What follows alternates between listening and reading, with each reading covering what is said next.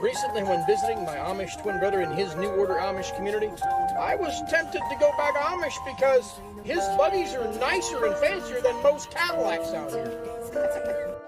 Buggy style was so much fancier than the Old Order Amish where we come from.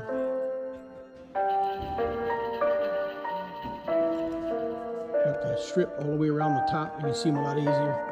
Then they got this awesome looking mower. Not allowed to have a seat where it's a riding mower, but you can walk behind it. Isn't that fancy for Amish?